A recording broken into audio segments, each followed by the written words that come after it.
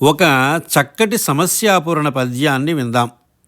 పృచ్ఛకుడిచ్చిన సమస్య: రిపునింగాంచి నమస్కరించిరి జనుల్ ప్రీతిన్ మహోత్సాహులై.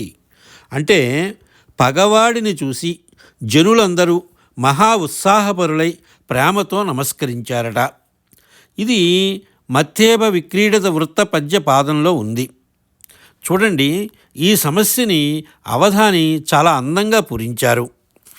విపులంబైన పరాక్రమంబున ననిన్ పెచ్చారి లంకేశునిన్ ఉపపాతమ్మునరించి భార్య కుజతో నుప్పొంగున ఆనందమున్ అపురూపమ్ముగ నేగుదించు ప్రభువున్నా రామునిన్ దైత్యరాడ్రిపునింగాంచి నమస్కరించిరి జనుల్ ప్రీతిన్ మహోత్సాహులై.